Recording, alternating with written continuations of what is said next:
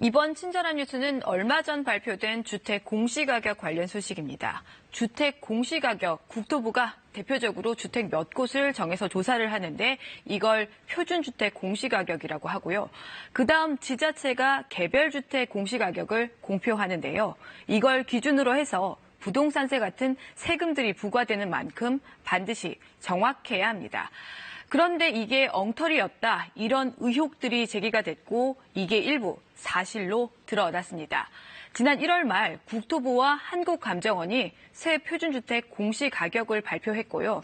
이어서 전국 지자체에서 개별 단독주택의 공시가격을 공표했는데 서울 일부 지역에서 민원이 빗발쳤습니다. 서울의 구청에서 발표한 개별 단독주택의 가격 인상률이 국토부가 발표한 표준주택과 비교를 했을 때 인상률이 크게 낮다. 이게 이상하다는 거죠. 그래서 국토부가 서울 9만여 호를 대상으로 조사했더니 서울 강남구와 용산구, 마포구 등 모두 서울 8개 구에서 400건이 넘는 오류가 확인이 됐습니다. 물론 9만 호 중에서 0.5% 수준의 오류라지만 직접 세금을 내는 주민 입장에선 이 오류 자체가 문제가 되는 거죠. 그렇다면 실제 어떤 오류가 있었는지 예를 한번 들어보겠습니다.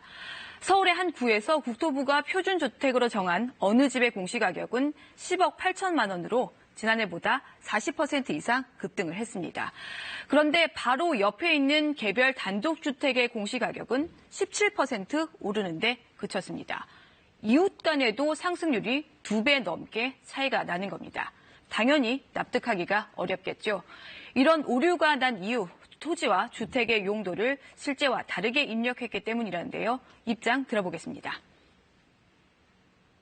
중앙정부가 정한 표준단독주택의 가격에 대해서 이 지자체들, 각 구청들이 부담감을 느끼고 좀 가격을 일부러 낮춘 게 아닐까 저희는 그렇게 보고 있고요. 네, 그렇다면 구청의 입장은 어떤 걸까요? 담당자 얘기입니다.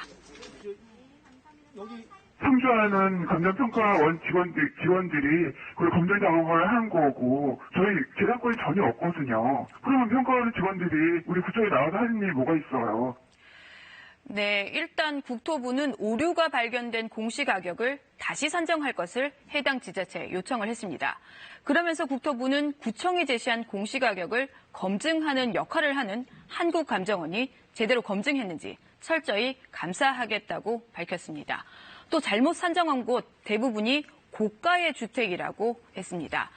국토부의 이런 해명에도 불구하고 주민들은 또 다른 문제를 제기합니다. 시군구별 변동률과 조사 근거 등을 공개하면 공시가격이 제대로 산정됐는지 추정을 할 수 있을 텐데 그마저도 공개하지 않고 있다는 비판입니다. 이번 조사가 공시가격 상승률 차이가 큰 만큼 다른 지역 고가주택들도 가격을 제대로 매긴 건지 점검을 할 필요가 있어 보입니다. 부신과 혼란이 여전한 속에서 공시가격은 이달 30일에 최종 확정이 됩니다. 친절한 뉴스였습니다.